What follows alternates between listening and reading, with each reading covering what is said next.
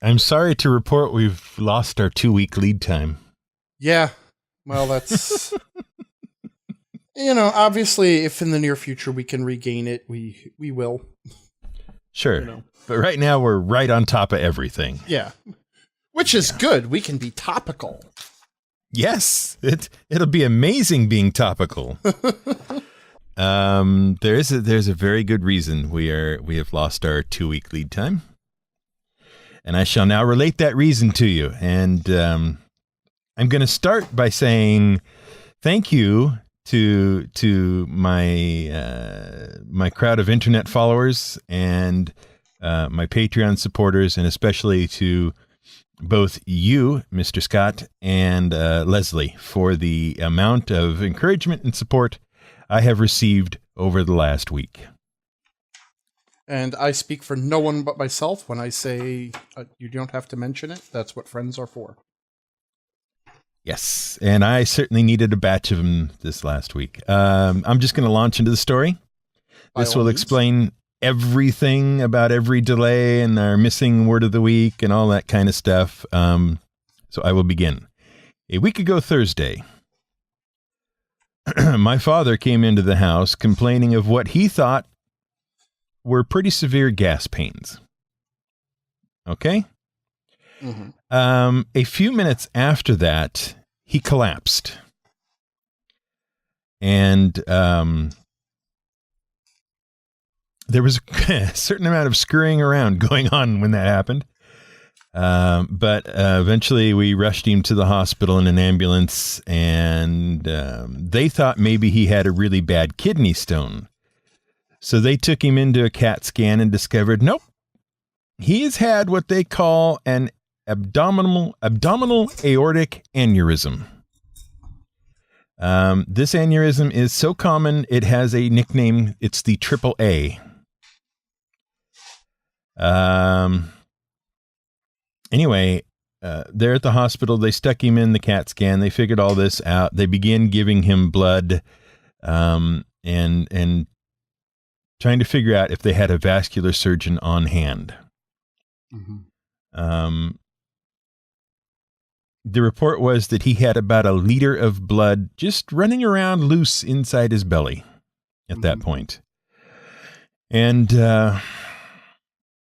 anyway, they did not have a vascular surgeon. Fortunately, our little city here is a place of 2 hospitals. And they called the other one, and they did have a vascular surgeon. So they rushed him over to that hospital. And more blood was administered, and he was taken immediately into surgery. And at this point, this is where things get a little hairy in the telling. Most people, if they have an aneurysm developing, the doctor is likely to not know that it is happening. His regular care doctor is likely to not know it is happening unless they are looking for something else and happen to spot it. Right.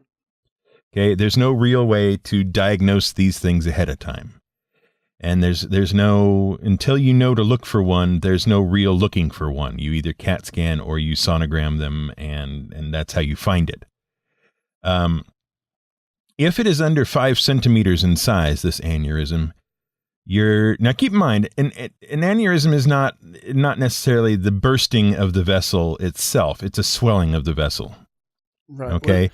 It's like a little, it's a weakness that develops, and so the bubble starts to develop a bubble on the outside of the, right. On the outside of the artery where blood is pooling inside of there. You are correct. Yeah. Like a weak spot on a balloon. Mm-hmm. And once discovered, a doctor is perfectly happy to simply monitor it until, if it's at anything under 5 centimeters in size. Once it gets to 5 centimeters, and it may never ever do that. It may just respond to being monitored and, some small medications. There's nothing really treatment-wise for it except maybe lowering your blood pressure and that kind of stuff. But at 5 centimeters, they will insist you immediately go and have it surgically repaired. Mm-hmm. okay, under controlled circumstances. Because anything over that, it is likely to burst. And when it bursts, you bleed out internally. Dad's was 10 to 12 centimeters. Yeah. And like I say, he didn't know he had it. Nobody knew he had it. And it just, what happened was it burst while he was outside. And so he made his way back inside and was standing upright for several minutes while this was going on, until eventually his brain went, nope. Time to lay down right now, basically. Mm-hmm. And so it knocked him out. He did come around while we were waiting on the ambulance, and I was able to talk to him and get responses out of him, and he was coherent and all that kind of stuff. But anyway, the odds were not particularly good for Dad. According to the vascular surgeon, who has done an amazing job, I will preface this with, has done an amazing job. According to the vascular surgeon, 90% of people who have this happen to them never make it to the hospital. They expire prior to arrival. Mm-hmm. Of the 10% that do make it to the hospital, 70% still don't make it. And that there's some of these details I'm hearing for the first time now. Mm-hmm. And when you told me that they suspected a kidney stone, mm-hmm. and went in for a CAT scan, mm-hmm. and just the delay of time even that took, I am even more amazed. Yeah. At how this all played out. Yeah. As soon as they figured out what it actually was, what the problem actually was, because a kidney stone presents exactly the same symptoms as a burst aneurysm. Mm-hmm. So that's why they thought that's what it was. Right. But depending as soon on as where it's located, of course. Right. Yeah. As soon as they figured it out, though, they began administering blood to him and all. I think at this point he's had like 2 whole people's worth of blood added to his system over the course of the last week. But they got him into surgery, and they had 2 options. One was to put a stent in him. And what a stent is a little metal sleeve they run up your aorta or up your artery or whatever, wherever the problem is. They put it in place, and then they expand it, and this little metal sleeve has a number of hooks on it to hold it in place. And if that takes, great. That's fine. We're better off than the second option, which is to open him up and try to repair it surgically, with needle thread and all that kind of good stuff. Right. Because the odds of that being successful are even lower. Mm-hmm. So fortunately, they put the stent in, and it took and solved the immediate problem, more or less. Okay. Right. And then he went into the ICU, intensive care unit, for monitoring and all that kind of stuff. And they had they had a shunt in him to help drain off the fluid in his belly. They got him hooked up to all kinds of machines. They had him on a respirator. They purposely kept him unconscious and immobile for the following 5 days, something like that. So through the weekend and up to Tuesday or Wednesday, something like that. Anyway, and it was just we'd go up and see him every day.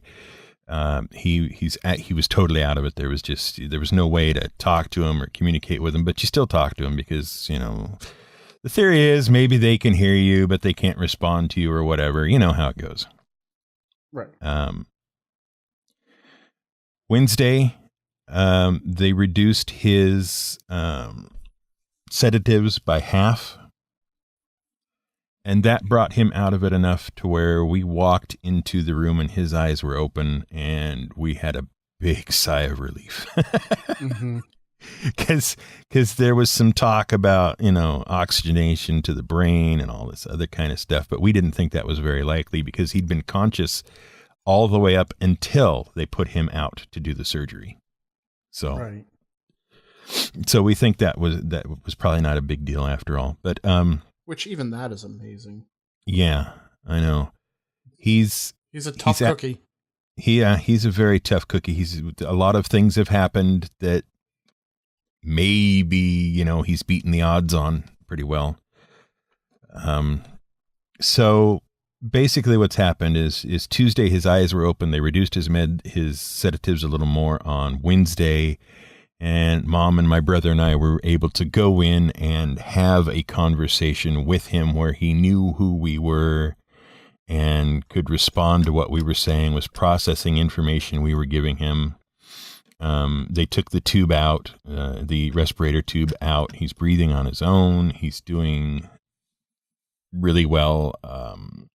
Doctors and nurses and everybody keep telling us we don't know how he's doing it, but he's making an amazing recovery. So from that point to this point, we're going to go up and see him later today after we're done recording here. And it looks like he's going to move out of ICU either later today or tomorrow. This being Friday, tomorrow being Saturday.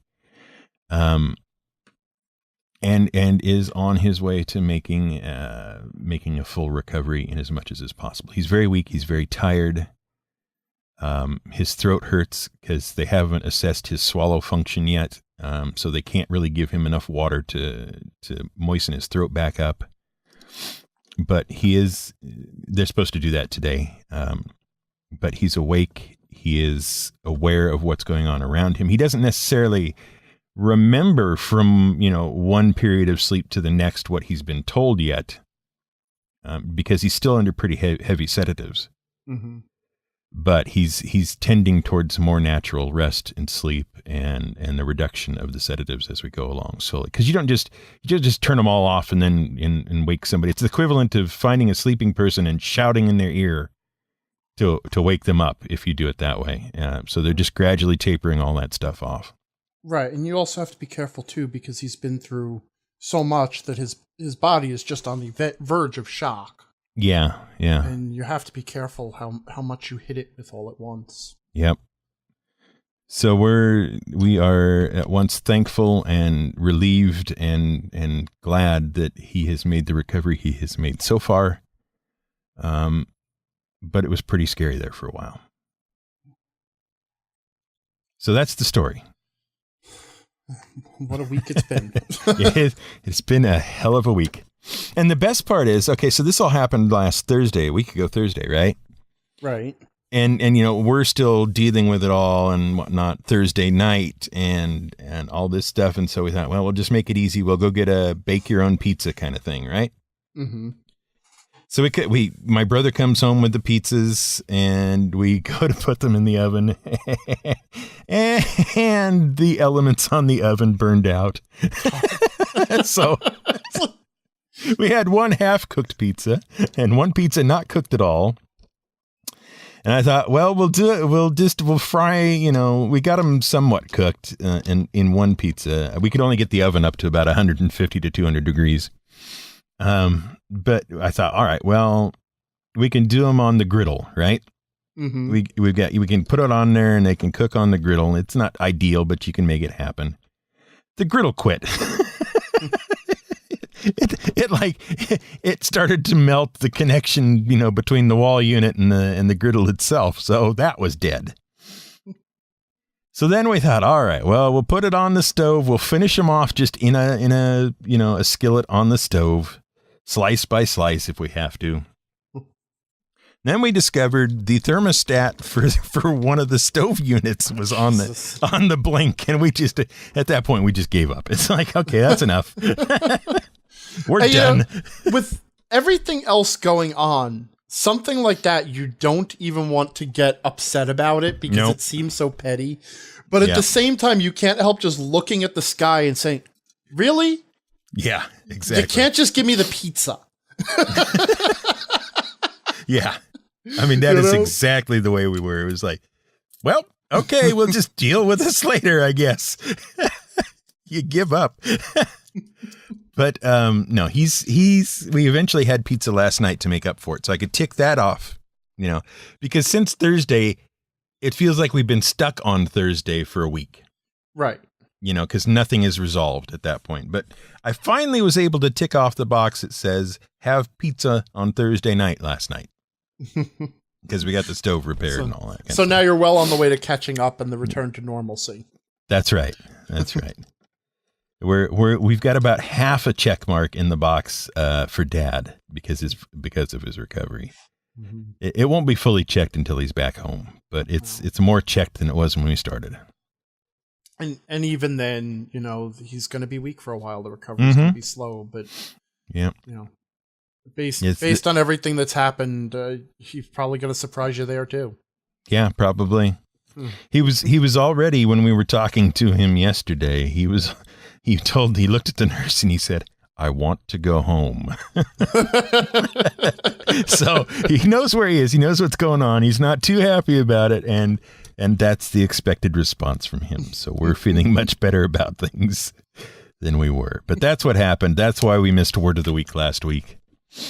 And why we're only a week out on Digressions and Dragons this week. So there you go. Because none of that was going to happen over the weekend while Dad was up in the hospital. Right. Yeah. Understandably so. Yeah. But I do have a script for next week's GM Word of the Week, which I will happily record. And I will get that out to you guys as soon as it is appropriate to do so. The early release for the patrons and the regular release should be on time for everybody else. I did a script. Yes, you did. You did a script in there. Do you know? I got to reading it and it suddenly dawned on me. We have covered that topic before. Oh no! But that's okay. I made it make sense. I have explained the revisit, and we are good to go. Oh no! I know what it is too. Yeah, it's about a certain animator, I think, right? Yeah, kind of. Yeah. Uh-huh. Yeah, a little bit. That's all right, though. That's okay. I will make it work. It is a beautiful thing. You have provided a good script, and I am happy to do it. I am not picky this week. I knew, after God knows how many years of doing this, it was going to happen eventually. There's just too many throwaway asides. Yeah. And I've been pushing my limit on how many of them I can remember. Yeah. But we have a lot to get to in this episode besides me explaining what's been going on this last week. We do. We have to discuss a wonderful book. We do, and that's going to be amazing, and also in the second half of the show. Because I am not dealing with it right now. You have, I understand, since you have disposed of Horizon Zero Dawn. Yeah. You have begun taking up Monster Hunter World. I have started a new game, finally. I bought Monster Hunter World. It was on sale, and it was one of those games I knew I was going to buy it eventually, so it goes on sale on the PlayStation Store. I can't pass up that price, so. Sure. So I downloaded it. I tried to play one of the previous Monster Hunter outings, Monster Hunter 4 Ultimate on the DS. Right. And did not get into it. And I think that was mainly because I have trouble playing the DS.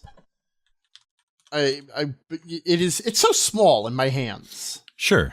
Like, it is in mine too. Yeah. And it's also a rectangle. And I don't understand why Nintendo, who once made one of the most comfortable ergonomic controllers ever, that would be the GameCube controller, have decided to go back to their roots and make everything rectangles that are designed to only be comfortably held by robots.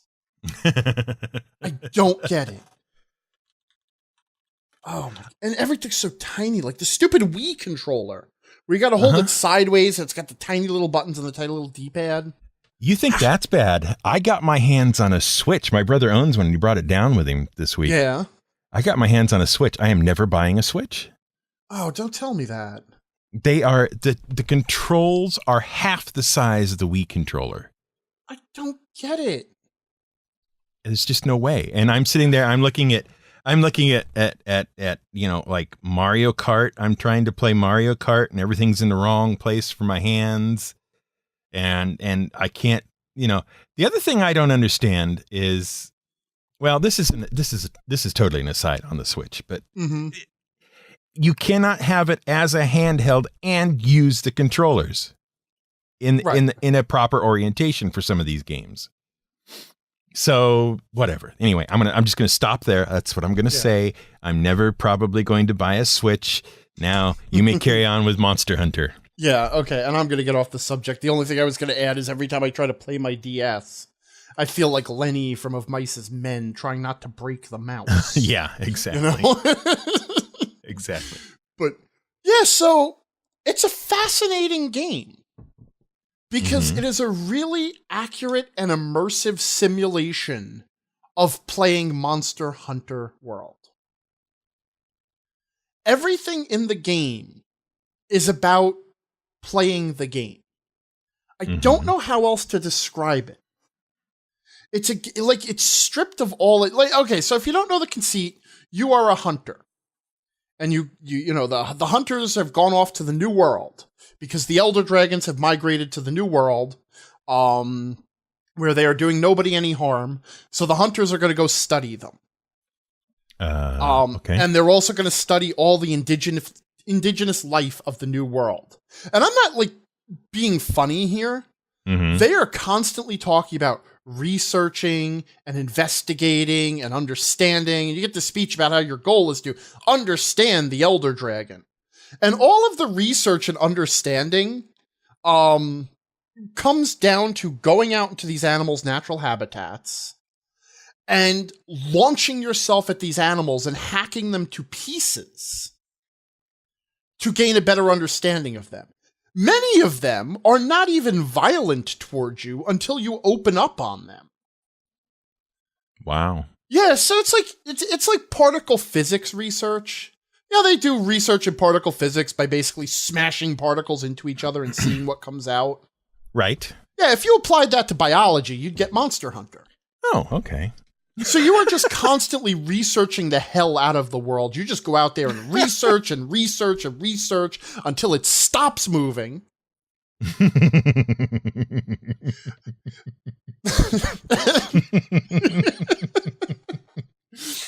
Jeez. And the goal of the game is to then upgrade all of your equipment for research purposes. Oh, okay. So that you could go out and research more things. And sometimes you have to research several of something before you can, you really get a good enough handle of it to make a weapon out of it so that you can research its buddies who are weak against whatever element it has. Uh-huh. And the whole thing, there's not a story. Okay, there are certain quests they call story quests that are just quests that allow you to take on more quests or unlock more features of the game. And all of the features of the game are different checklists. There's bounty missions where you can go research 20 of something. And then there's other missions where for research purposes you can go kill something that has vital ingredients for the canteen in it. It's like the way you get a hamburger out of a cow. You just keep punching it until the hamburger pops out. Right. And so there's all these different layers of being able to go out and research the world. And different rewards for doing each. And then you can upgrade all your weapons, and every weapon, you have all these complex stats for your weapons and armor. There's this mysterious stat called affinity. I don't even know what it entails. Okay, I have not yet figured out the mystery of affinity, but the game seems to be implying it's important. And I think I just upgraded my insect glaive so that my affinity is better. And, okay.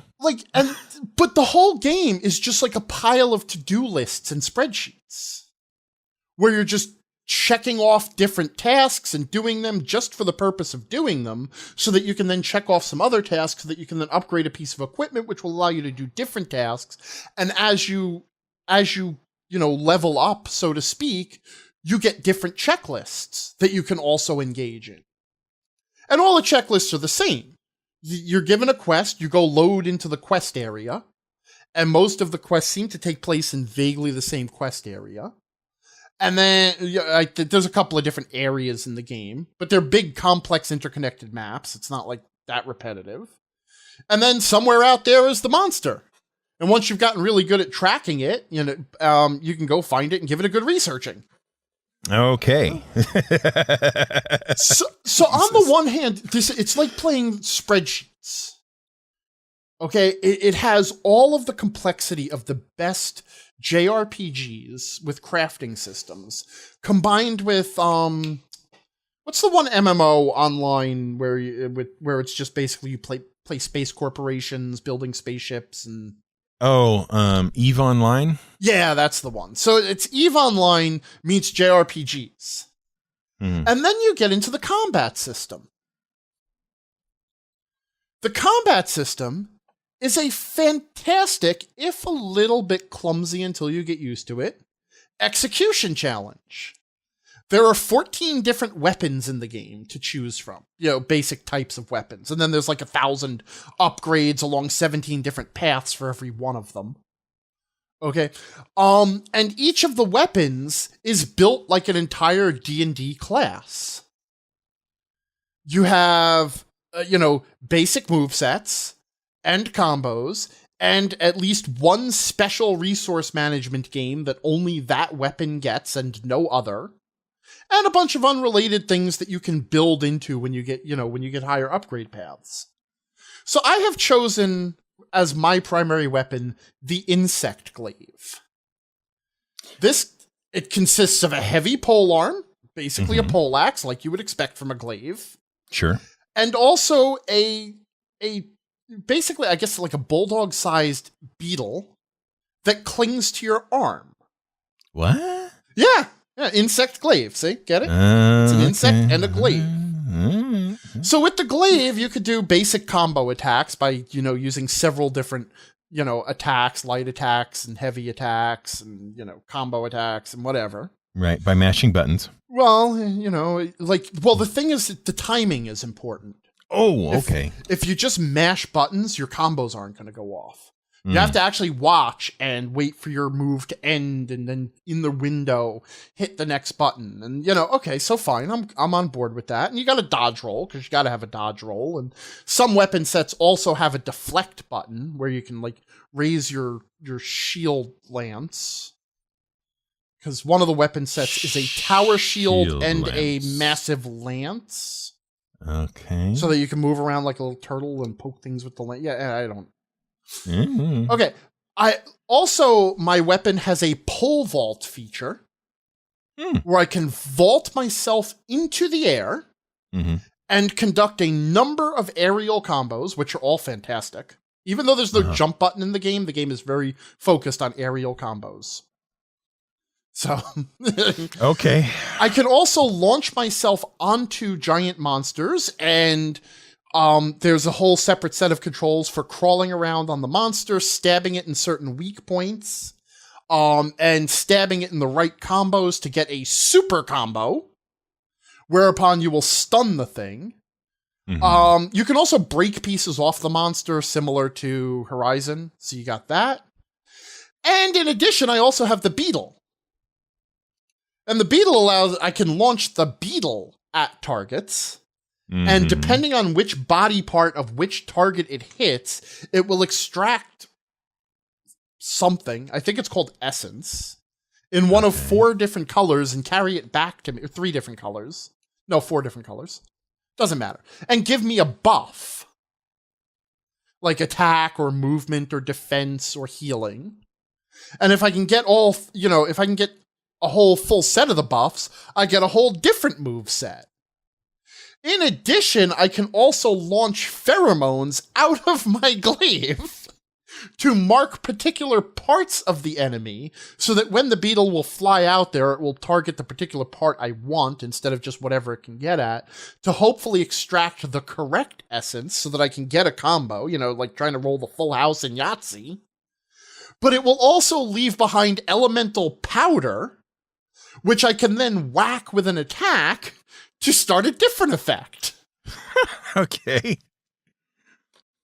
What do you suppose? What do you suppose they really meant to do with this system? I have no idea. I don't know, but I will.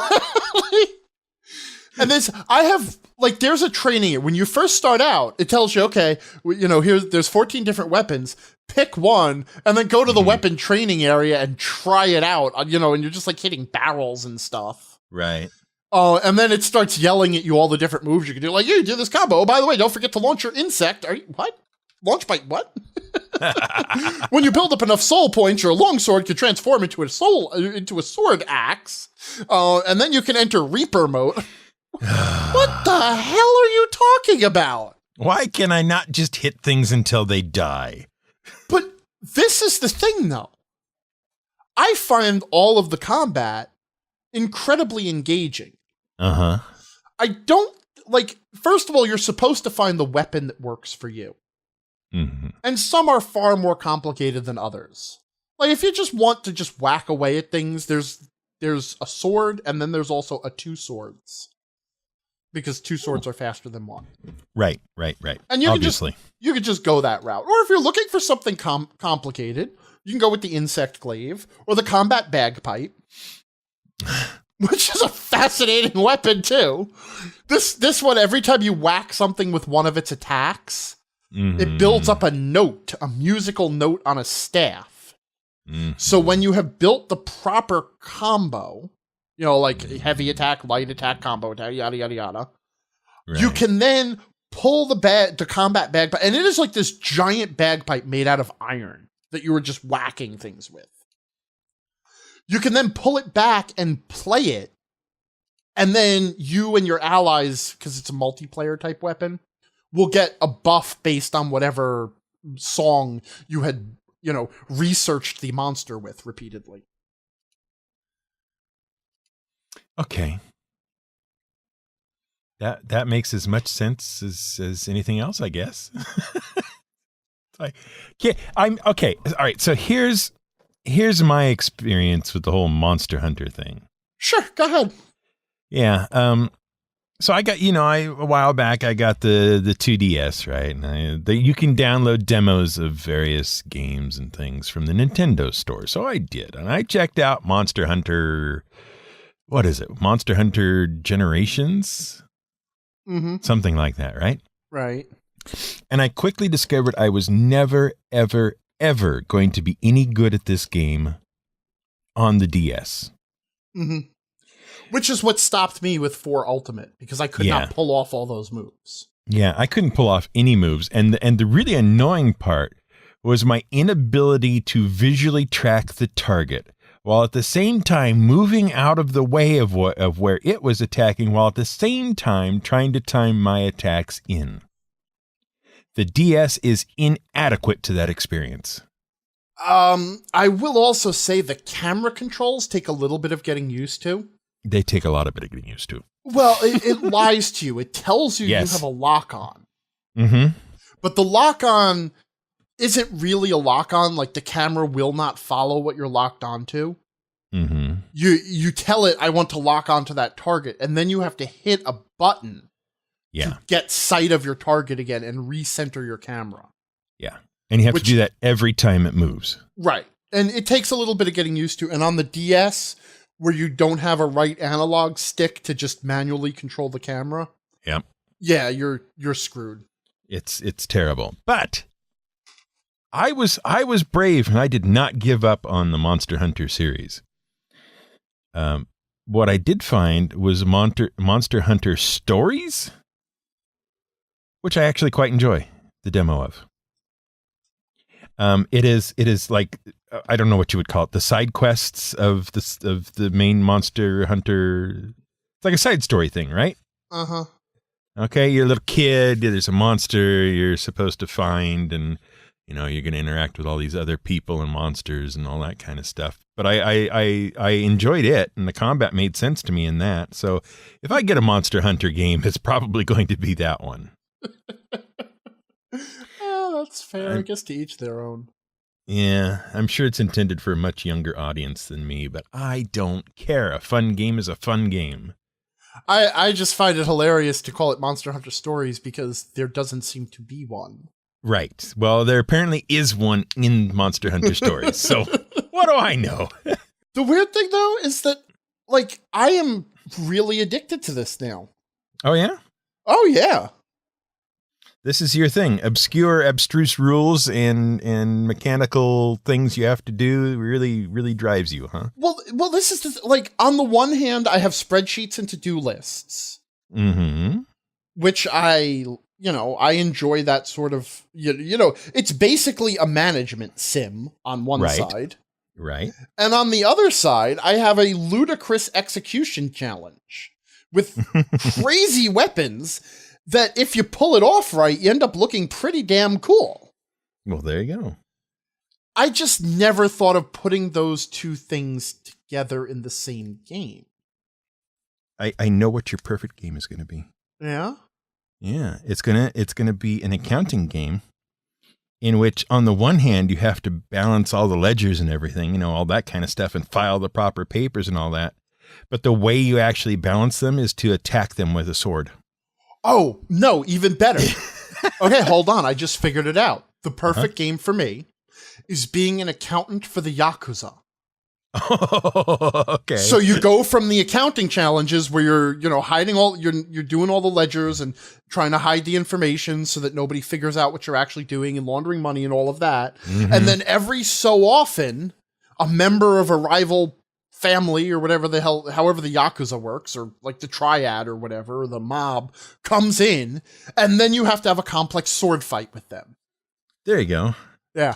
That's it. Yakuza accountant. Somebody out there make that game for me. All the while, you're slowly siphoning off a little bit at a time for your own personal accounts. Well, of course. I mean, that's how you level up. Right. Honestly, there's an interesting push your luck element there. Yeah, there is. You can level up faster by siphoning more money, but it increases the chance you'll get caught, which means then you might be, you'll be fighting an enforcer or someone from your own side who's like, I saw what you were doing, and then you got to kill him before he reports back. Yep. Huh. I got to write this stuff down. Congratulations, you've invented another game. It's great. It's basically Monster Hunter meets Grand Theft Auto. Right. What could possibly go wrong? I know you were hanging around the internets here a while back when I did a thing. Mm-hmm. Yeah. I was made aware of something, which I subsequently made you aware of, called what are these? These are GM or DM notebooks? Campaign journals, I believe. Campaign journals. Yes. There you go. Silverwing Armory's campaign journals. Right. Did you get yours? I did. They arrived. Nice. I like these. These are neat. They are very cute little things. I requested mine without the index page. Actually, something very interesting happened when I ordered mine. What's that? I got a message back from... what's her name? I'm not going to tell you. I'm going to make you figure it out. Oh, no. Man, I'm just going to go... I have a search bar in my email. Veronica. Veronica, yes. Yes, Veronica from Silverwing Armory. Right. Apparently, she recognized me from my, my real name, not my stage name. And said that basically she's a huge fan of Word of the Week and Digressions and Dragons, and also has been reading my website.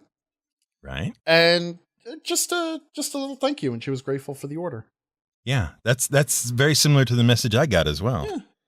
It was neat. It was very nice of her. And she has not paid us for this endorsement. I'm merely no. That is important. She did not ask for an endorsement or anything else. It was just you found them, and then I saw them because you found them. Which ones did you get? So I bought and paid for the Wyvern or Wyvern or however you would like to pronounce it. And the Nordic Rune book. As did I again. Okay, well there we go. So for Tiny, amazing. I bought her Tom Riddle's diary. Oh, nice. Yeah, because she's got she's got a couple of Harry Potter themed ones. Yep. She's got Tom Riddle's diary and I think Rita Skeeter's notebook. Yes. And they're all done in this campaign notebook style. They're neat. They are, what are they, 8 by 5.5 or something like that? Yeah, they're half-size sheets of paper, or, half paper size. Right. There's soft cover little notebooks. Yep. It's a good cardstock cover. There's art on the outside reflecting the themes. And then you open it up and she's done extra art inside. Like the Wyvern one has scales on the inside of the cover, and it looks really cool. And the Rune one has, apparently, as I understand it from the informational slip she put in, the interior art on the Runic one is a map she drew for, I think, her very first campaign. Yep, that's what her little thing says. This campaign notebook features a hand-drawn map that I created during the first Dungeons & Dragons campaign I ever DM'd. Yeah, these are brilliant little notebooks. I love them. Now, you asked for one without the index page, and I wanted the index page. And what it amounts to is the first page in the notebooks have a place for you to list the campaign or adventure, and then to list the pages that those ideas or whatever are on. And then there's a little box on each and every page for you to write the page number in. Mm-hmm. So you can basically build your own table of contents. Right. And other than that, it's my copies are ruled notebooks. Mm-hmm. As are mine. Yeah. And I think I don't want to say what you can and can't do without actually looking to see what you can and can't do. But what is it here? Oh, you can get gift messages and okay. So the important things to point out are that they're all handmade and they're all made to order. Mm-hmm. And if you want no index, you can request it, much like you did. Yes. And I like these a lot. She also has one for Star Wars and Pilot's Log. Has she finished that one, or is she working on that one? It's listed currently. Oh, nice. Okay, because I knew she was doing that, but I didn't know that she had finished it yet. If I remember right, it is pretty darned awesome looking too. Yeah, it's pretty cool looking. Yeah. So, and she also has T-shirts on her site. So I figured, there it is. I figure since we're talking about it, we might as well mention that too. Sure. Yeah, she's got a pilot flight log, which is in this kind of, I guess it looks like denim, that's worn and faded denim and that kind of stuff. Yeah, and it has a little bit of supposed to look like printed text on the cover that's like pilot name and ID number and stuff like that. But the prize piece of this is the interior art on that. Have you looked at it? No, I haven't. You totally should. It's an X-wing in flight at low level. Oh wow, that is beautiful. Yeah, she's done a really amazing job on this. And the nice thing is they're not very expensive. They're like what, $6.50, something like that. So it's good. I appreciate these. I was happy to see them and happy to find them. They're exactly the sort of thing I need as a GM who wings it a lot. I can just throw ideas in there and then find them right away. Yeah, see, I needed I bought 2, one because I need a new time log for my work. Mm-hmm. Because I've been trying to keep track of my time on work so that I stay, on task. Yeah. And I needed an idea journal specifically for something that I have not been working on. Right. That I'm not writing and that I haven't been writing for a while. And that It's time for me to start putting all of my ideas in one place and getting them down on paper. Especially because ideas have started to flow pretty fast lately. Mm-hmm. And, you never ever trust your memory. When you have an idea, get it down on paper. You will not remember it, and then you'll be sad. Exactly. But, so.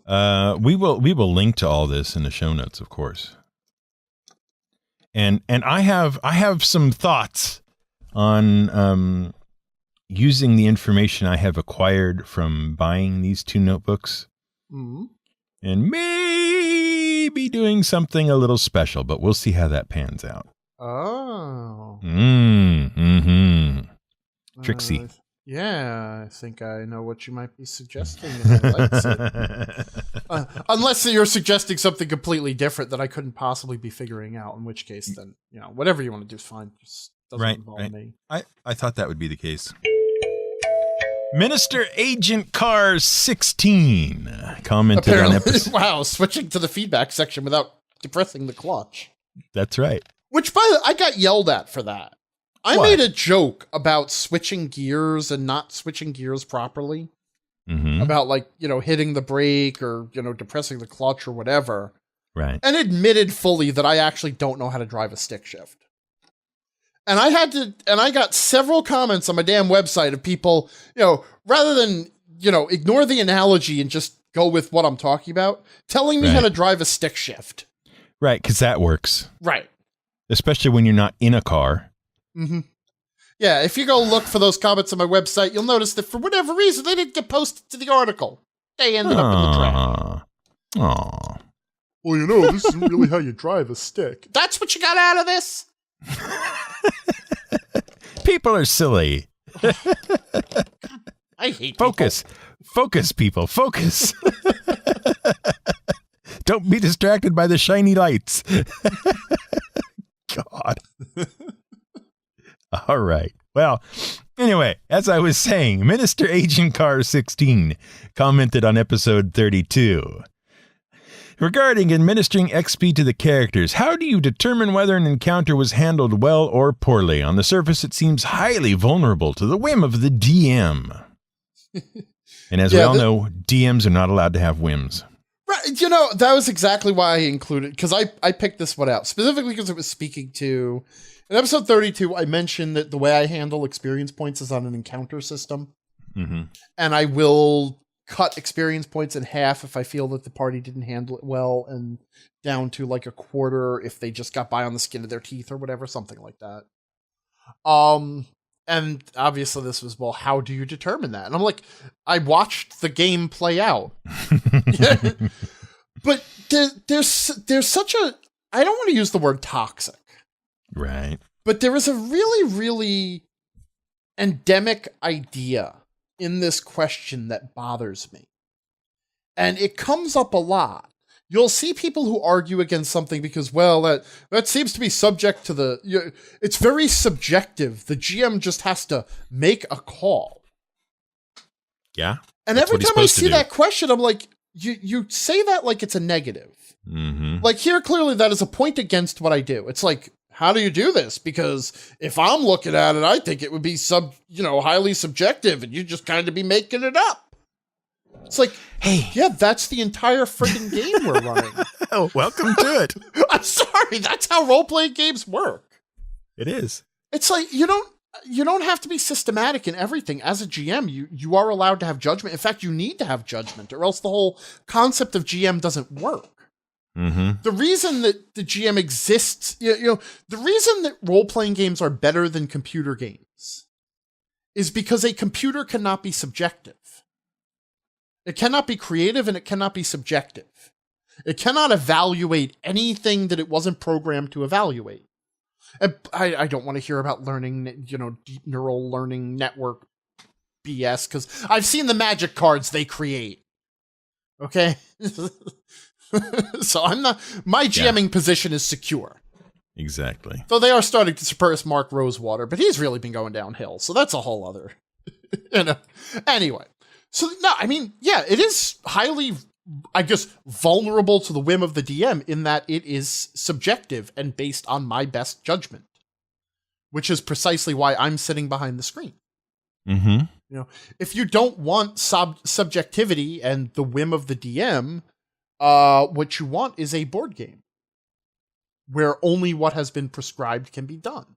Right. So, yeah, it's highly subjective. It's me looking at it and saying, yeah, you didn't do such a great job at that. But here's the thing.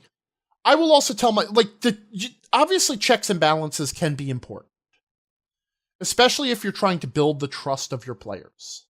Because you have to have the trust of your players, and if they start to suggest that you're being unfair or utterly arbitrary, then they'll worry like, oh, well, then we don't know. If the players are afraid you're going to be arbitrary, they start to behave at random. Because there's no other way for them to assess what they're doing. And that's bad for the game. Even if the players don't realize that they're doing that, even if it's not like, oh, the GM is just, like, we don't know what to do. Even if it's just like, subconsciously aware that the GM is behaving in an arbitrary fashion, so they just try stuff and see, or don't sweat it, it's still bad for the game. Right. So I obviously don't make any judgment call that I would feel uncomfortable explaining to the players. I don't explain it we had a situation a couple of weeks ago in my game where I think I told this story where the children fed newt, or the players fed newt to a corpse worm. Right. I told them I was only giving them half the experience for that. And they all looked around. Yeah, no, that's fair. We did sort of feed a child to it. Yeah. Not one of our most heroic moments.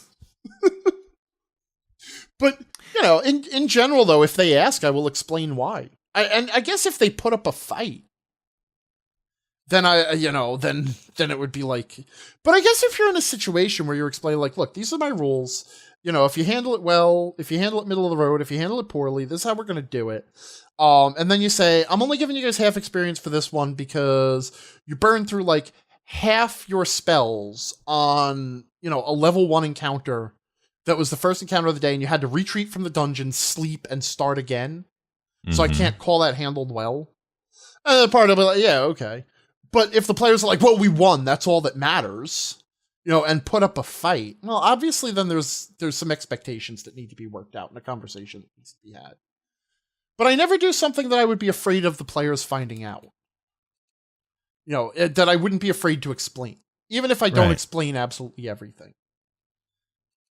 So, and I think that's the best check. That's also why I tell people, like, when people say, I fudge dice behind the screen to make the experience better. I said, okay, that's fine, but do your players know you fudge the dice? No. Like, would you tell them? No. How would you feel if they found out? Or how would they feel if they found out? Well, that wouldn't be good. And I'd be like, don't do it. Don't do something at the table you're afraid of your players finding out. Because the day they find out, your game is ruined. And if it's something you're unwilling to tell the players you're doing, and I don't mean for reasons like, I'm not going to tell them who the big bad is, because that would ruin the mystery of the game. Right. I'm talking about like judgment calls and stuff. If there's a judgment call you make that you're afraid to tell your players that you made it, you're making a bad call. If you can't be transparent, even if you don't have to be, if you couldn't be, you want to reassess what you're doing. Yeah, absolutely. Well, someday we need to have a larger discussion about why it is players don't really trust their GMs to run a game to their benefit. That's a big discussion, though, and that is not today. No, that'll be show 35. Yeah. Jake commented on episode 32 as well. He said the proper way to cook a frozen corn dog is to microwave for a short period of time to actually cook the hot dog part just before the cornbread splits, and then finish in a toaster oven to cook the cornbread. Now, my immediate first question here is, why do these instructions sound like if you get to the cow, you've gone too far? Wait, what does that mean? I've never heard that phrase. It's kind of a little punchline for giving directions in a rural environment. Oh, okay. where you go, go down the road 3 miles, turn left onto the dirt road, follow that up the side of the hill for 9 miles. If you get to the cow, you've gone too far. It's like, okay, well, how do I stop before I get to the cow to be in the right place? It's like giving directions on the subway. It's like, how do I get off at Diversity? And they're like, okay, watch what I do and get off at the stop just before I do. Right. So cook the in the microwave to just before the cornbread splits. Right. I don't know where that is, when that is, how long that is. I guess what you would have to do is just start to, do some experiments, research it, Yeah, for a corn dog. I'm gonna research. Get a control microwave and a. I'm gonna research that corn dog in the same way you research in Monster Hunter. By shooting beetle pheromones at it. Yes, that will be it exactly. There were a lot of opinions about how to properly cook a corn dog. I'm sorry, you're all very, very wrong. The only proper way to do it is to fry it. But hey, you can experiment if you want to. See, I still got the proper way to cook a corn dog is have someone else do it. That's right. It's have somebody else do it. Corn dogs are foods you don't. They're one of those foods that someone else cooks for you. Yeah, it's only acceptable in other places. Right. County fairs, a food truck, those sorts of situations. Right. I don't recommend them in general. But hey, whatever. In fact, even Leland in episode 32 left an alternate take on corn dog prep. But we're not going to cover that one right now. If you want to find a variety of ways to cook a corn dog, head over to the discussion in episode 32 on our website, and I'm sure you'll find something you can disagree with. Yeah, yet another wonderful service we here at Digressions and Dragons offer. Yes. How to cook a corn dog. But he did go on to write, on the topic of serendipitous discoveries, I'd say that should only even be a possibility if you're doing research, not following a recipe. But if you had a system for doing actual magical research, then it seems reasonable that something cool might emerge. But the default result for research should be nothing interesting happens. And we had a couple of other people. I got a couple of suggestions along these lines via email too. Okay. So does D&D provide anything other than a recipe in terms of making stuff? D&D does, well, I mean, it depends on what you call a recipe. Right. D&D provides a list of final products and a list of abstract ingredients in the form of gold pieces. Mm-hmm. And if you say, I want to make this thing, you could spend the gold pieces. And then it is assumed that your character goes out, gets the appropriate ingredients, performs the proper process, and then lo and bejesus, if the proper potion doesn't just pop out. Yeah, okay. I mean, that's item creation. Input A equals output B. Right, it's basically just buying the item with extra steps. Right. When I say that, I'm not critiquing that anyway. I think that's a fine way to handle crafting. It's just if you only make it about, spend your gold on it, then calling it crafting is just, that's just a name. Mm-hmm. Right? Like if there were resources you could discover in the world that you could then trade in for items, and the combination of items you found would determine what you could actually buy. Kind of like, think of it like different currencies, and you would have to have, so much of this stuff or so much of this stuff to be able to buy this sort of a thing. Then that's more along the lines of a crafting system. And yes, that does become a recipe system, depending on how far you want to abstract the ingredients out. But yeah, I mean, that's all it is. Sorry. And it certainly doesn't have a system for research of any sort. No. So, I mean, I agree that if you're researching, then it's possible to get different results than those intended. Well, okay. But I don't know how to quantify that into a rule or anything that is useful within D&D. I could figure out I could theoretically quantify this. And actually I could do it pretty easily. Because there's two ways you could do it. Okay? If you have and you have to presume a crafting system exists in your game first before you can add research. Okay? Now, there are two ways that you can do the crafting, all else aside. Either the craftsman, whoever has the crafting skill and can make the stuff, can make literally anything they know exists as long as they have the proper ingredients. Right? Mm-hmm. Or they can only make things for which they know the recipe. You understand the distinction between those two systems. Either you can make anything that exists, or just you have a list of recipes that you know, right? Mm-hmm. if you can make anything that you know exists, what the GM has to do is hide the list of all the magic items in the world so that there are new items for you to discover, or the GM has to be willing to create their own. Because before you can make research a thing where, surprise, there's a new thing you can make, you have to have that thing exist, mechanically, and you have to hide it from the players.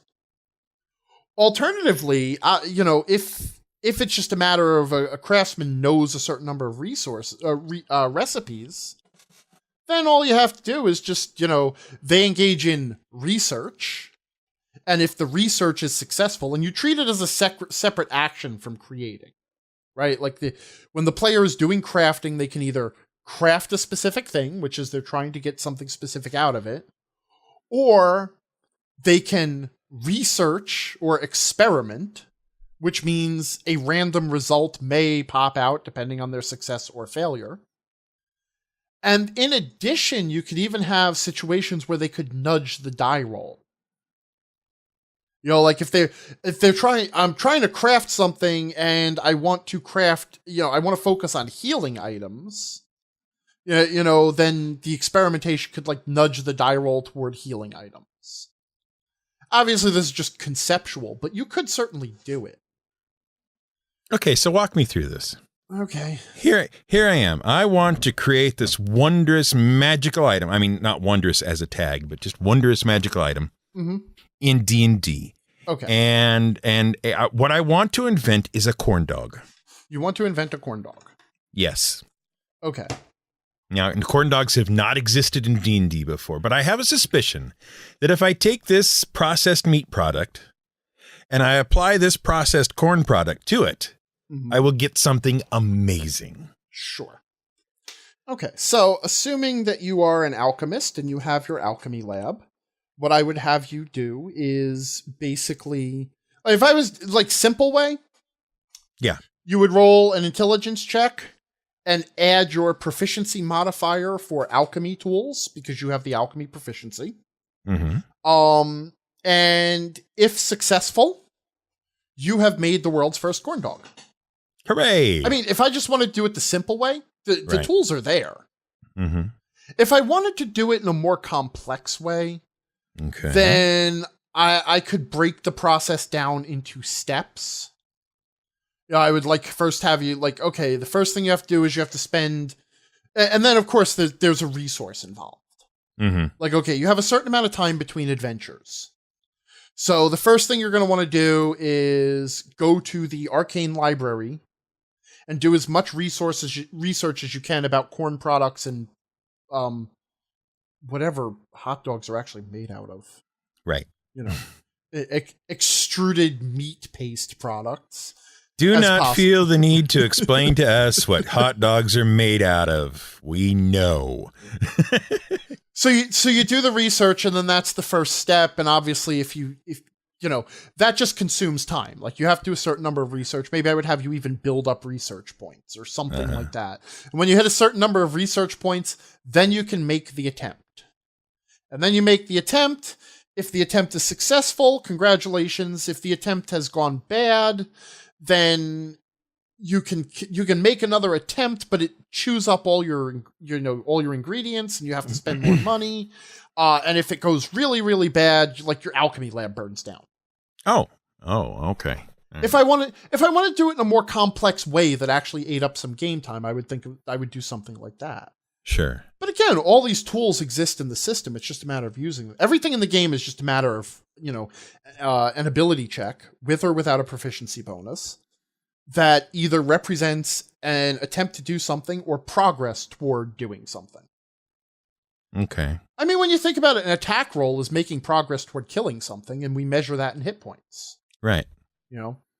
And you could model anything that way. I mean, we joked about libraries having research points, but it's not really ridiculous. It's just, it's just an abstract measure of how much knowledge can be got out of that library before there's no point in going any further. And then the rolls you make measure your progress toward that. So maybe there would be like, if I wanted to build a research system and I wanted it to be deeply engaging and have a lot of stuff involved, and I don't know that I would want to do, but some people really like throwing lots of dice at something, I would probably have, experimentation points as just a mechanic where, as you do research in your lab, you could build you build up experiment points toward a new recipe. And then if you wanted to, if you were experimenting with a particular ingredient or a particular effect, like you're researching fire or whatever, elemental fire, then I would apply those research points toward a particular invention, like potion of fire resistance might be the first thing that you discover, and then move on from there. Okay. There's ways to do it, and it all depends on what you want to accomplish in the game. Right. And somewhere in that research, if you were interested in serendipitous discoveries, you would put a little, fudge factor in there? Like if you miss by X amount, maybe you get something that's bad.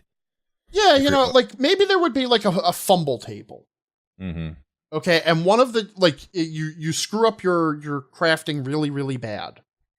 And one of those, one of the fumble results is it burns down your lab, and one of the fumble results is you're poisoned for 2 weeks, and one of the fumble results is you invented something totally different. Like you discovered penicillin or silly putty. Okay. Right? But I would also have you be able to seek discoveries. If I was going to do that as an effect of a fumble, I would also have it be something where you could just choose to engage in research. Try to create something, just, play with ingredients and see what comes out. Just start mixing stuff together, and maybe you learn a new recipe. And I think that would work best in a recipe-based system where you have a list of recipes you know how to create. And that would be one of the ways to add new recipes. Okay.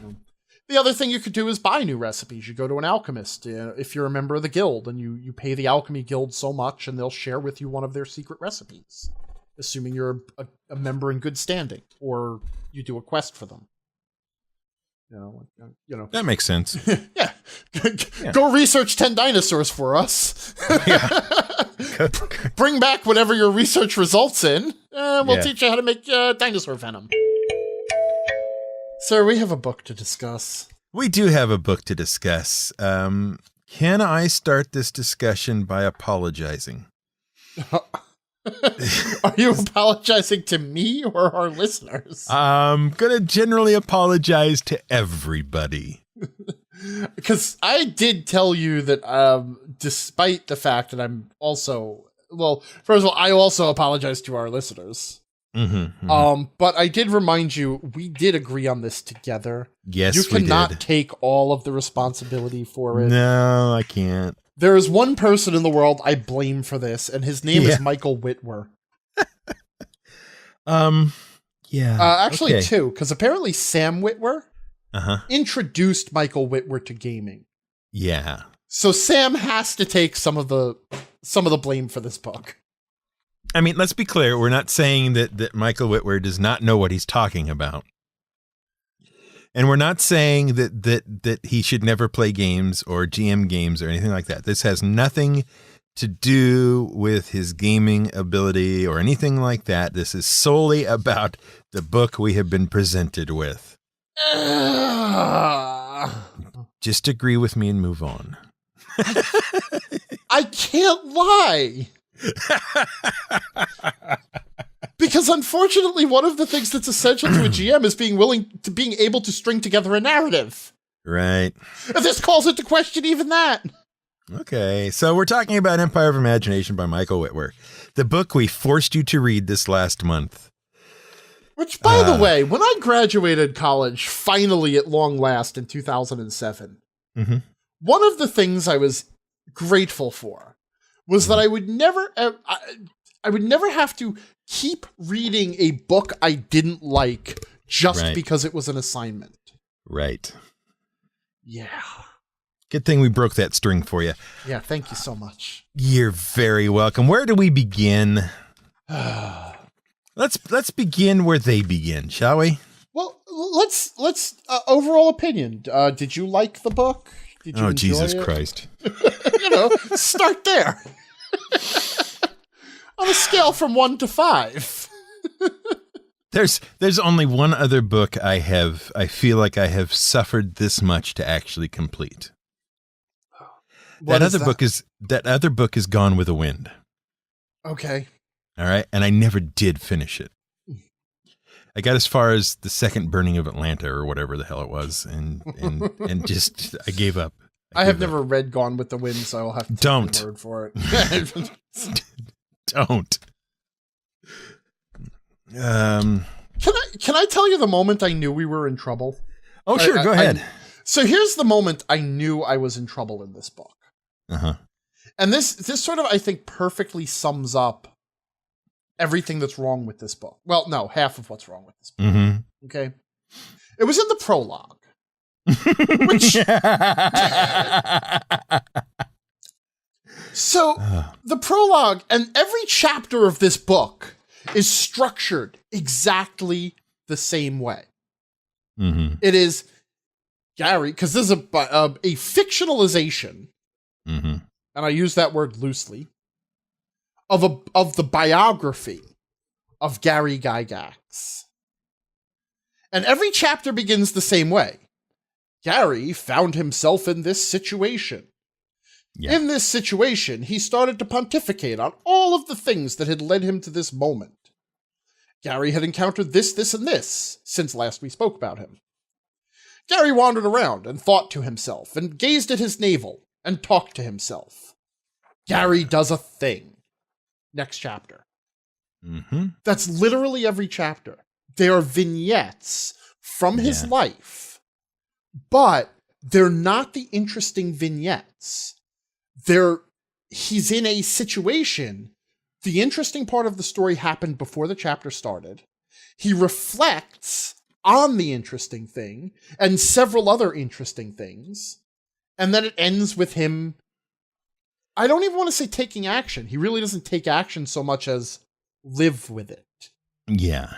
And that's exactly how the prologue goes, right? He is ousted from TSR, the company he had built with published D&D.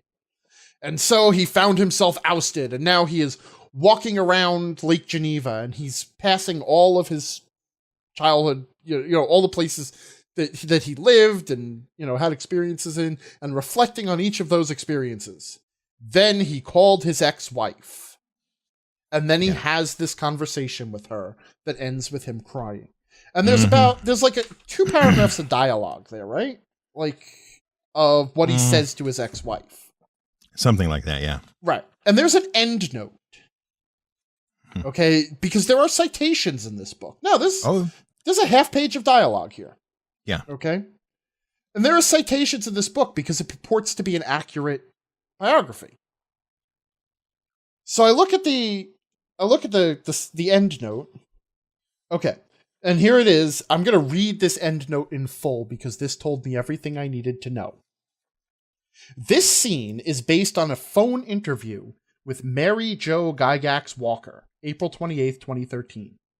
While Mary Jo couldn't remember the exact words used, she noted that he broke into tears during their conversation, which was only the second time she had ever known him to cry. The fictionalized dialogue captures the essence of the conversation. How? Right. Michael Whitwer is assuring me that even though the woman who participated in the conversation cannot recall the words of the conversation, he has accurately captured the essence of it based on the fact that Gary cried for possibly the second time in his life. Yeah. At that point, I knew this book was a scam. Well, let me help you out here, because I realized we were really in trouble in the prologue as well. Mm-hmm. But my realization came because there was a prologue. Uh-huh. Because we'd already had the explanatory notes on the author's notes. Uh-huh. Explaining his methodology and what he was attempting to do and how he was going to attempt to do it, which is fine. It's good to know that. That's fine. Right. And then we had the introduction. Though that also smacks of an author who doesn't have confidence in his approach. Just throwing that out there. And then we had this whole prologue memory lane thing. Now, that is 3 different starts to this book. Mm-hmm. Not counting the foreword. Yes. This comes across as a book that the author did not know how to begin, but left it all in anyway. Right. Okay. So I know we're in trouble at that point. And like you say, this is the whole prologue chapter feels like a mistake from the start. Mm-hmm. Even though we got warned about it, that he's making up certain bits and some of it's unsighted and sources are unsighted. And the walk has to be the most contrived walk around town I've ever read. Well, you look at the map of Lake Geneva that's helpfully provided. Yes. And Gary was apparently doing laps. Yeah. Because there's no straight run that would take him past all of this. Right. It is just unreal. Okay, so we're in trouble. We're in trouble from the start. I have no problem with a fictionalization. Mm-mm. Okay? I have no problem with a dramatization. I also have no problem with a straight-up biography. Right. Okay? The problem is that, if you're going to do a fictionalized biography, then you just admit it from the beginning and you drop all semblance of citations and endnotes. Mm-hmm. Where you just say, I conducted these extensive interviews.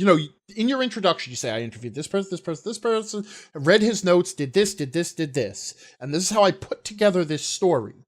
And then you structure it like a narrative. Right.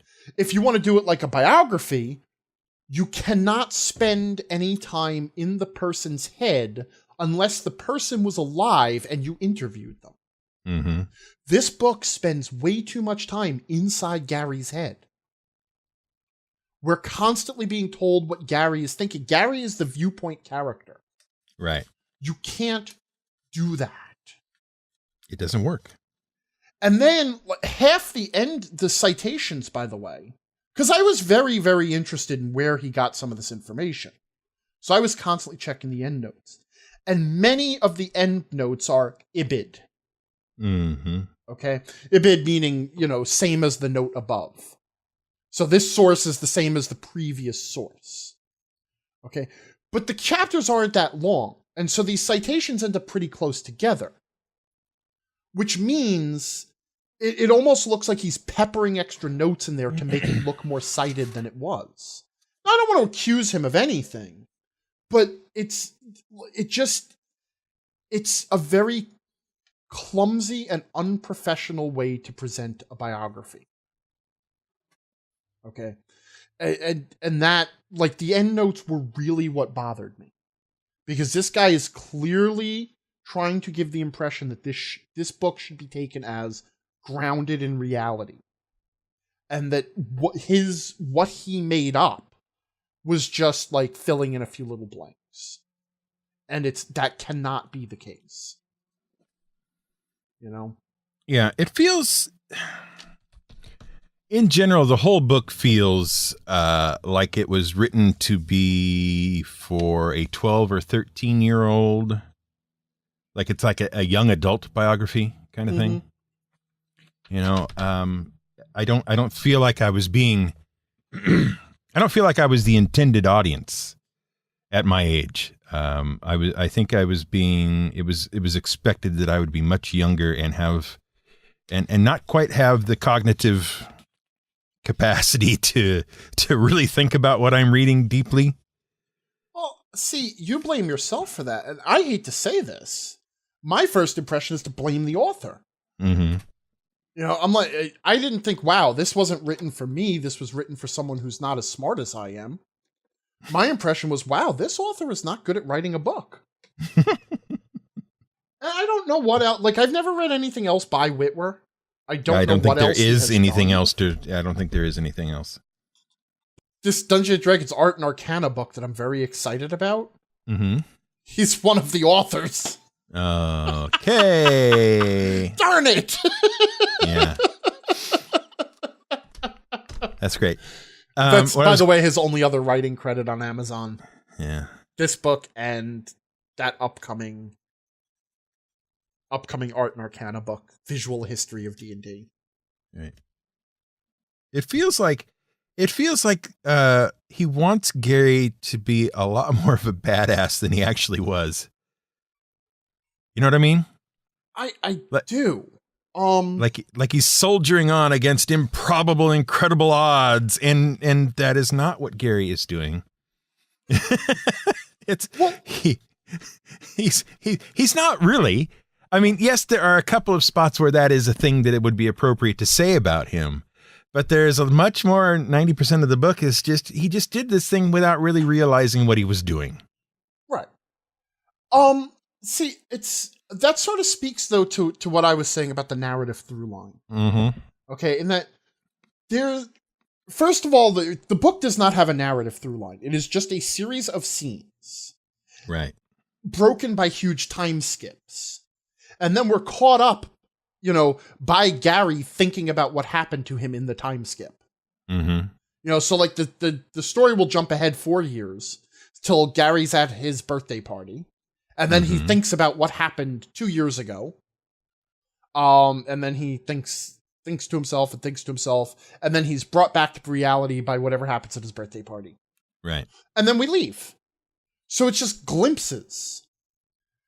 But the problem, though, is that there is no narrative through line. Like, even a biography has to have a character arc. Okay, you have to identify some aspect of the person's life that you're trying to tie everything together to.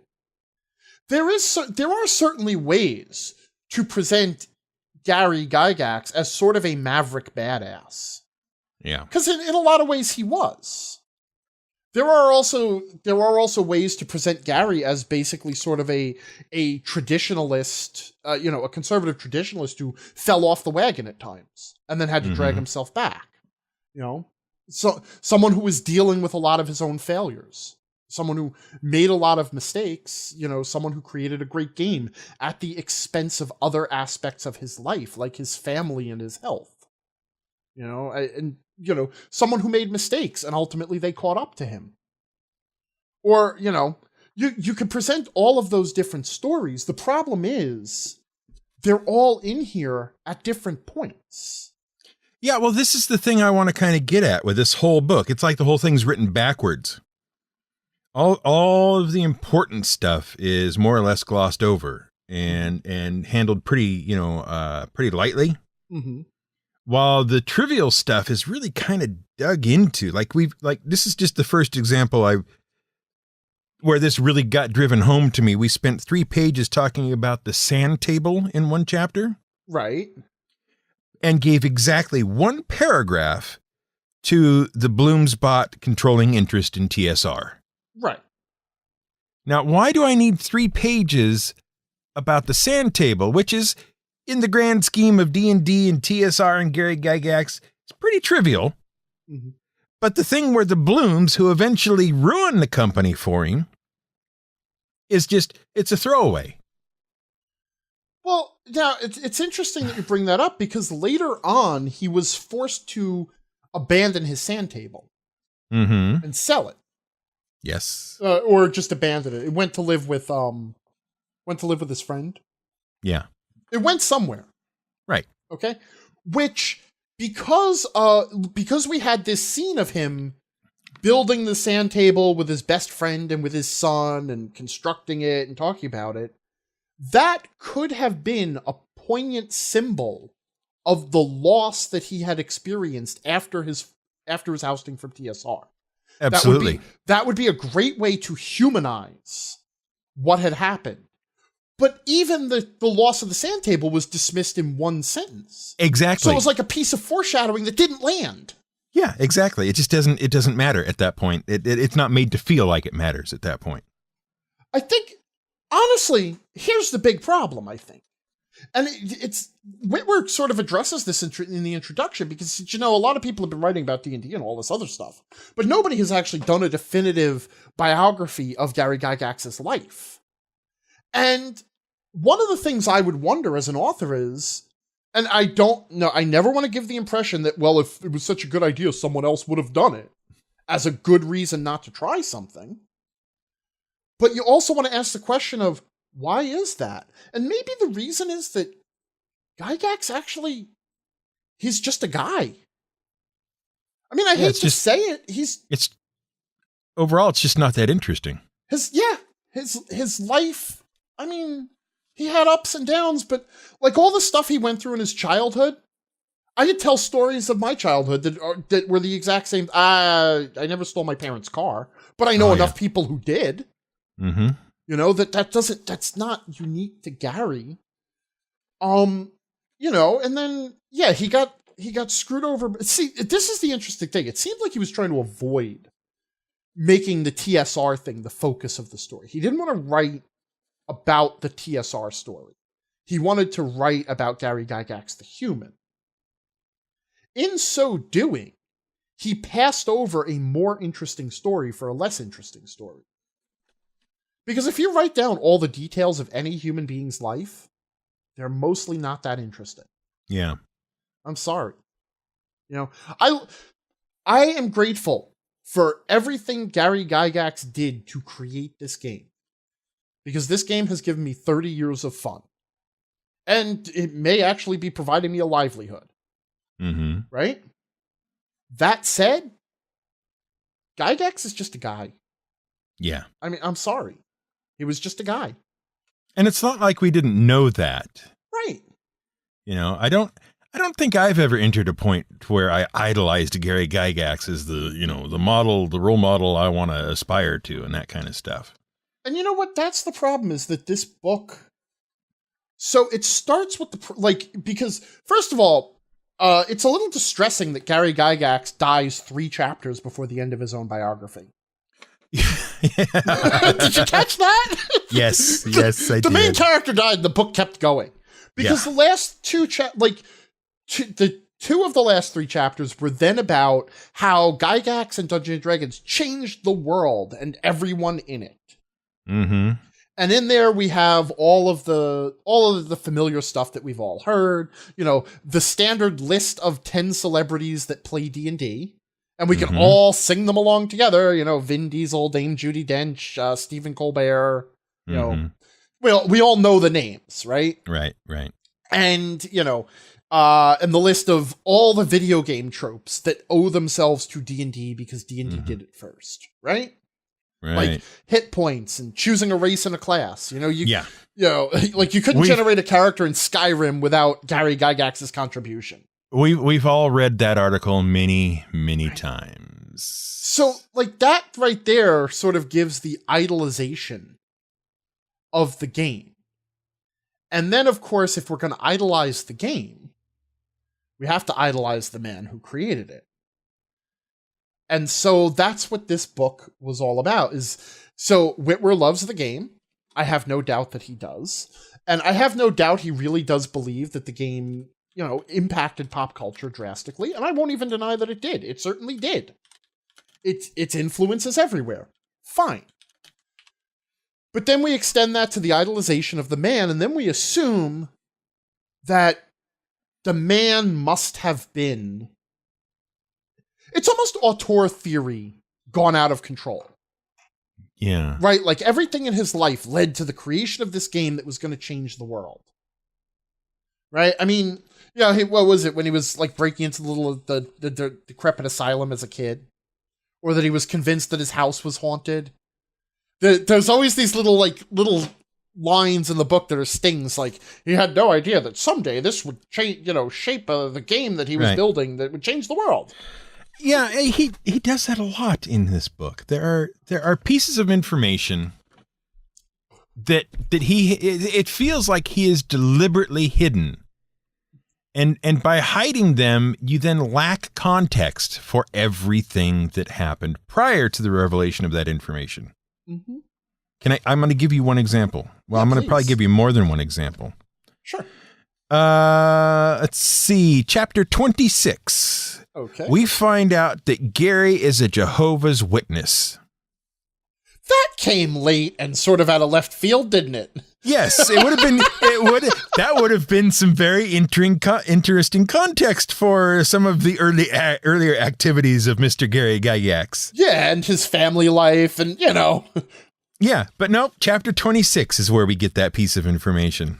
That explains all the kids. Oh, yeah. I'm sorry. Yeah, but at the same time,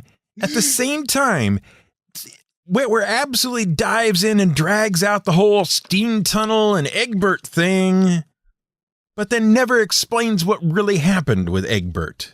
Yeah. It's like, I don't know what book you're writing, because you're not telling me the important things about Gary, but you're willing to tell me all the important things about people who are not Gary. Which again, it sort of speaks to the whole thing as it is a collection of scenes. Mm-hmm. That's all this book is. It is a collection of scenes, and then Whitwer trying to imagine what was in Gary Gygax's head. Right. But it seems almost like he picked the scenes out of a hat. Like he wrote down 100 scenes from Gary's life. Mm-hmm. And then grabbed 42 of them. 42? Yeah, 42 of them. Yep. Put them in chronological order, and that was his book. Mm-hmm. And then realized he needed to fill a page count, so he had 3 more chapters. Right. We've got a bunch of unexplained leavings from the company. We've got affairs. Did you know Gary had affairs? Did you know that might be contributing to his divorce?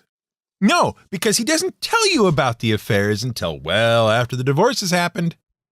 Even his stint in Hollywood with the cocaine addiction and the basically Gary's Playboy mansion where he was having party girls over every night and stuff. That's sort of like swept to the side. Oh yeah, I might have done a little bit of cocaine in Hollywood. Anyway, moving on.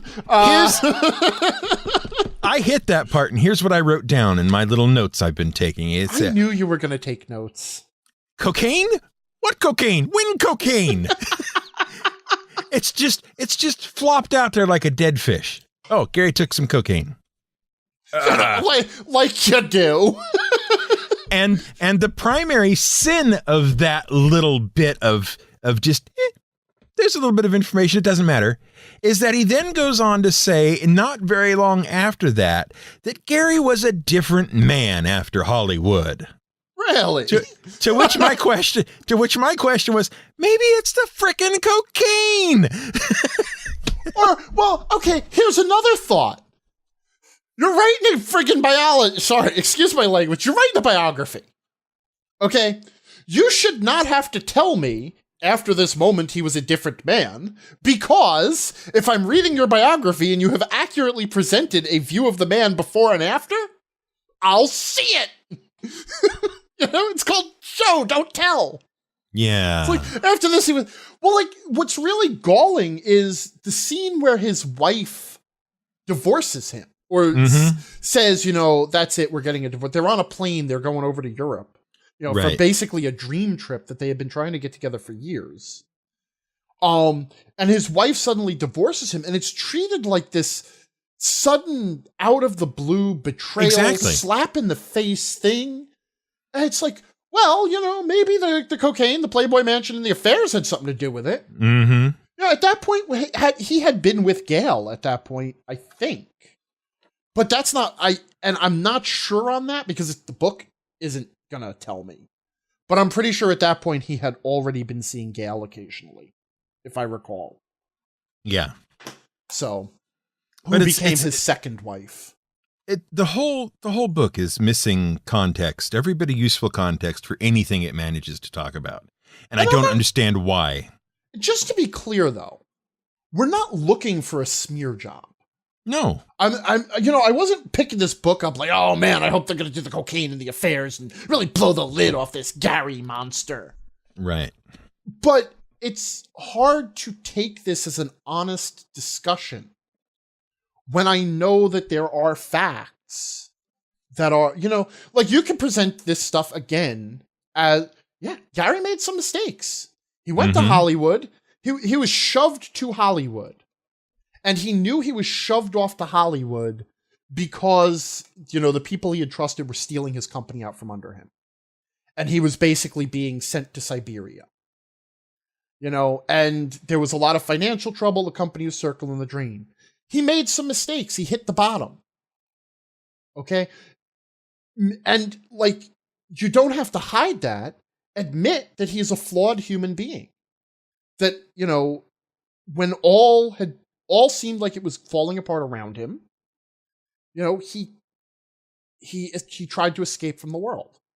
Because then later, when he pays for it, when his family starts to fall apart, when his wife leaves him, well, now we have a sense of, it's not so much that he deserved it, but just this was the price he paid. He made mistakes, he paid for him, and now his redemption can begin. Yeah. And I mean, there was a lot of very nice things to say about how he behaved with his kids. Mm-hmm. Which is all wonderful stuff. He never really stopped trying to be a father the best way he could. Right. And you know what? That counts for a lot. So you know what? Yeah. I just want to be clear. We're not looking for a book that's going to rip him apart and prove to the world that he was a terrible guy. But if you're going to write an honest biography and complain that nobody has ever written an honest biography, you can't just gloss over the parts you don't like. And that's really what it was. It was like he was almost afraid. He was afraid to tarnish his hero. Mm-hmm. And I think that's where he held back. Yeah. I mean, and that's the thing too. Imagine if, I imagine, let's say I have this worship of Gary Gygax. I decide I'm going to write the biography of Gary Gygax. I start interviewing people, his friends, his ex-wife. I start reading through his old blog posts, journals, whatever he's got, right? Mm-hmm. And I start to discover that, wow, he was, that he had problems, that he wasn't always a great guy.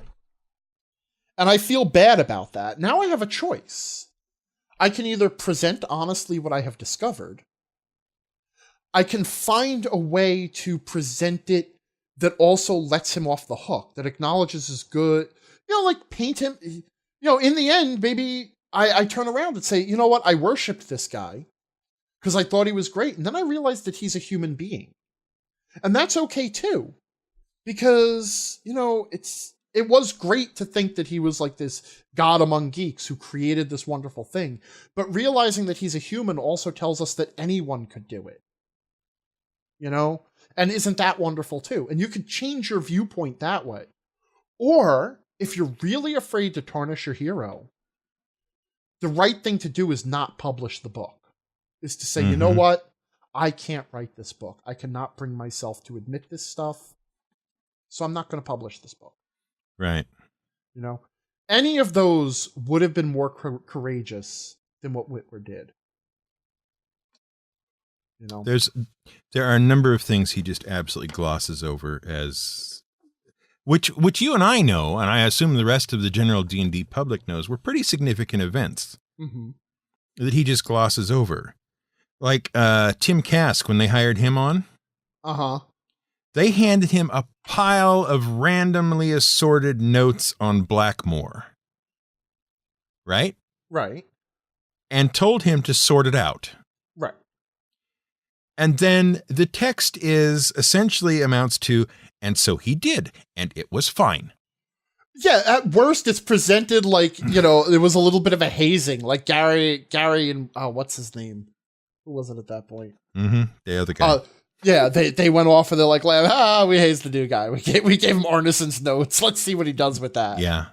And then he comes up, Mr. Gygax, I did it all. And then, even that, though, that scene could even be played for laughs if you're writing a good narrative. Yeah. But, yeah, I know. So, anyway. The Tolkien and Burroughs lawsuits get one sentence combined. Oh, there were lawsuits? Yeah. But there's nothing, not anything further, nothing about why they were being sued, nothing about what Gary was doing about it, nothing. What else have I got here? Well, while we're on the subject of Tim Kask and the Blackmore notes, Mm-hmm. Can we talk about the dancing on eggshells that happened around his collaboration with Dave Arneson? Yeah, we can. Where he very clearly was trying not to say that Arneson had invented Dungeons and Dragons and Gary had merely organized it. But that he, in his stumbling attempt to dance around this, that's basically what Whitwer said. Now, that's also not the case. Neither of those takes is accurate. The point is, it was a collaboration that started between two excited friends who had very, very different ways of working. One of them was an endless font of random ideas, spewing them out without, without just spewing out ideas. And the other one was actually a refined and organized gamer who was able to then take those ideas and hammer them into a useful shape. Right. Okay. But in trying to downplay Arneson's, because it has been a criticism. I mean, Arneson himself, had to eventually sue TSR. Had to eventually sue TSR because they were trying to get away from paying him royalties. Because he had basically co-created the game and his name wasn't on anything anymore. But so that was like a common in gaming culture. That's a common accusation that Gygax basically stole D&D from Arneson, and Whitwer is clearly trying to disprove that or dance around it, and in so doing, gives a very, very strong impression that Gary Gygax stole D&D from Dave Arneson. And then Dave Arneson's gone. And there's like one sentence of throwaway, like, and their collaboration stopped because it wasn't working out. But you know how it goes. Anyway, moving on. The whole sale of TSR to WotC is handled in one sentence. Right. Which, again, that's fair enough. Like, he made the choice that this was not going to be the story of TSR. This was going to be the story of Gygax. And Gygax was gone at that point. Which sort of makes me wonder why it was even in there at all. Yeah, I mean, okay, if that's what you're going to do, that's fine. But know what to leave in and what to leave out. Then we have the random 6 or 7 year jump from AD&D 2nd edition or thereabouts to Futurama. Right. Another formative event in Gary's life. Gary apparently did nothing in those 6 or 7 years between those two events. And I find it particularly heinous in a biography about a man that you have exactly one line that mentions the 2 strokes he had. Right. And then he dies. The last chapter Gary is actively in is basically he had 2 strokes, he felt bad about it, and then he died. No. You're skipping over an important part, too. Oh, am I? Yeah, because, you know that face you get when you're watching something, and it's like suddenly something appears on screen? It's like, what the? Uh-huh. And you just get that face, like the way a dog looks at a ceiling fan. Right. What is going? So there is a scene where Death walks into the room and plays chess with Gary. Right. Like, that's just, what? See, I mentally blocked that out because I couldn't believe that was in there. I was stunned. And it was stated like he stated everything. Gary lost a job at TSR. Then he played a game of chess with Death and lost. And it's actually like described. Death comes in, sits down, they have a little conversation, then they start to play chess. Mm-hmm.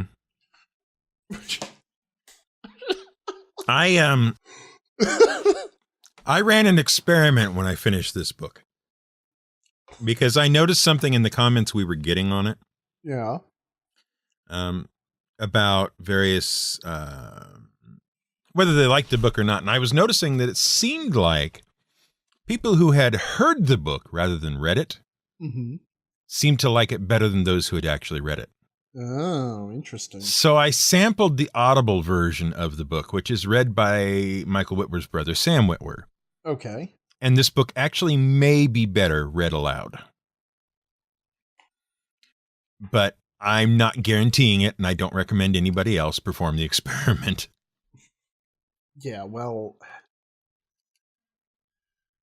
See, though, again, our problems with the book are not problems with the way it's the voice of the narrator here. No. You know, it's not word choice that ruined this book.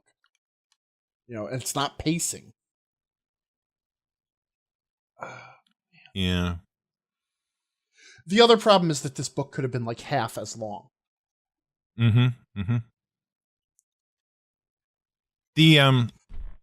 The general consensus in our Goodreads group seems to be that this is not the best book in the world.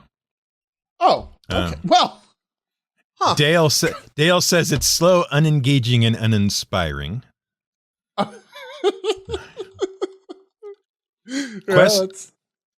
Quester said only 1 star. He was underwhelmed with this book due to its lack of depth in detailing Gary's life or the history and development of D&D. It added no new insights for him into the development of our hobby. I do have to say, I like to at least learn one thing from any book I read. Mm-hmm.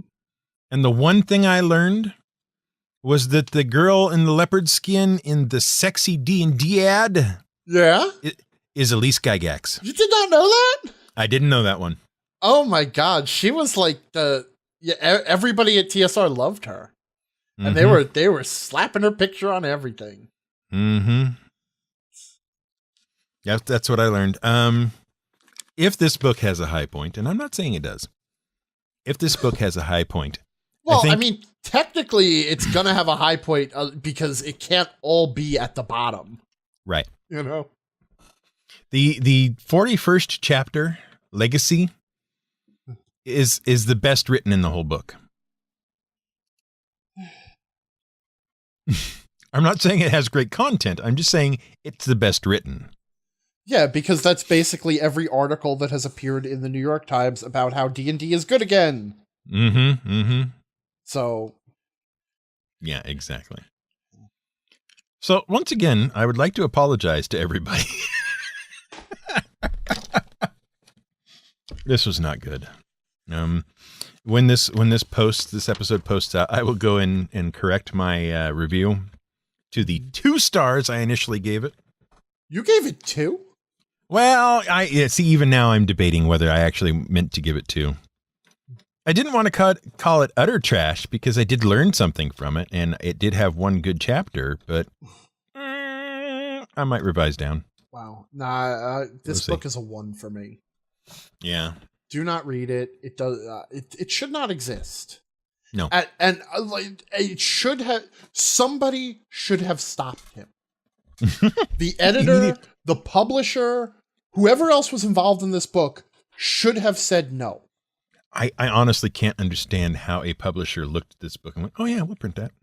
Well, you know, D&D is good again. It'll sell to someone. Yeah, it sold to us. Yeah. Great. Yeah, I feel bad. Well, see, fortunately, I had bought it long ago and not read it. Yeah. Well, not long ago, but like 2 or 3 years ago, because it came out in 2015. Mm-hmm. Yeah. This upsets me. On Goodreads, it has an average rating of 3.63. We'll fix that. Yeah. We'll drag it down a little. I don't understand. I'm hoping that the next book I have picked, is going to be much better. I saw that. Just to let you know, folks, the next book, which you may now start reading, I mean, you could read before if you wanted to, whatever. No, you would be disqualified. We're going to check. If you had already started reading it, you're disqualified. Yeah. That's right, Leslie.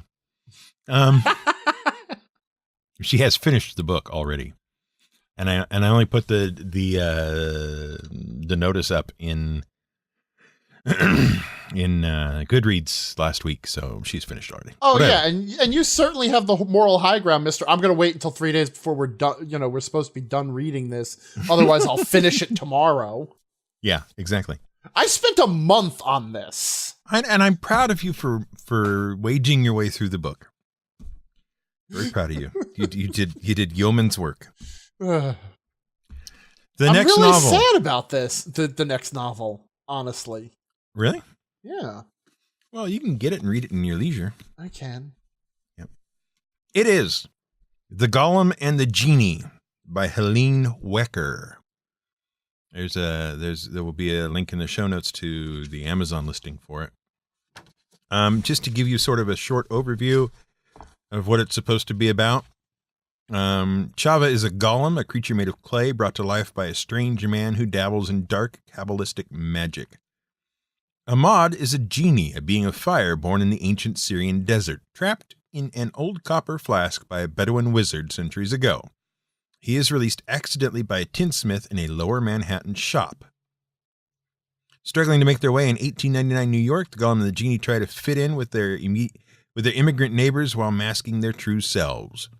Meeting by chance, they become unlikely friends whose tenuous attachment challenges their opposing natures until the night of a terrifying incident drives them back into their separate worlds. But a powerful menace will soon bring the Golem and the Genie together again, threatening their existence and forcing them to make a fateful choice. This is a New York Times bestseller. It is well reviewed. It has won a number of awards. I'm hoping it passes muster. It sounds interesting enough. I'm very pleased with the copy I got, which is the paperback version is very nice. Lots of bits of gold and a nice paper stock and all that kind of stuff. So hopefully that'll be good to read. See, I will confess that when I saw that this was the book you had chosen to discuss next, because in case anybody missed this discussion a couple episodes ago, I am bowing out of the book club for a couple of months. Mm-hmm. And Brian, you're going to continue it over on Goodreads, right? Right. I will still regale you with my interpretations of the book in the show itself. Sure. But primary discussion is probably going to be Goodreads. And we were asked about why that was the case. And I feel like the reason I've gone to Goodreads is that it helps to collect the information on the book in a place that is not, scattered throughout our comments. Well, there was one gentleman who specifically posted a comment. I can't remember which episode it was on, but he was afraid, and I had a little bit of communication with him after I replied to his comment. Mm-hmm. Oh wait, no, that was someone else. I replied to his comment, and then I talked to someone else about it. But anyway, the consensus seemed to be people were afraid that we were not going to have a good deep dive discussion on the show. Oh, that we were going to let the Goodreads replace that. No. Yeah, which I reassured him and the other person was not the case, and here we are. We discussed this book. Yep. Unfortunately, like I said, though, the realities of my life are such that I cannot be in a book club right now. Right. Especially after this. But you can be... yeah, thanks. Yeah. You can be the person who doesn't know anything and therefore asks pertinent questions. Oh, the cabbage head. Yes. Congratulations. Counselor Cleavage asking what a warp core breach is. There you go. There you go. I do want to point out we have 20 how many?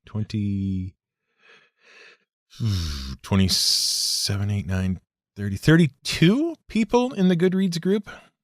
There's not just a where it says, hey, this group has this many people. Yeah, I'm not on that page. Shut up. Them? I am not on that page. Shut up. But anyway, so we got 32 people over there willing to discuss the read and discuss the books and all that kind of stuff. And I want to point out, I'm a moderator? Yes, you are. Excellent. Wait till you hear this surprise. Yeah. I would like to point out that Nitsua is the one who suggested the book to us. And if you have other books you would like to suggest, you can simply drop them in the comments on any given show. I will see them and I will add them to the big list of books that have been suggested. But Nitsua suggested this book, and therefore he is also the discussion leader over on Goodreads for this book. So also that means people have someone to blame. That's right. That and it's isn't not us. me. Right. You don't have to apologize. That's right. Also, it's worth pointing out there are 2 versions of the paperback available. I will link to the one that is what they call the postscript version, the PS version of the book, which contains interviews, features, and other suggestions of similar books if you like this one. That's the postscript part. But there you go. That's what we've got. Anything else, sir, that we would need to discuss at this point in time? No, I can't think of anything. And if there is anything to discuss, there's always next week. Yeah, because for this week, we are out of time.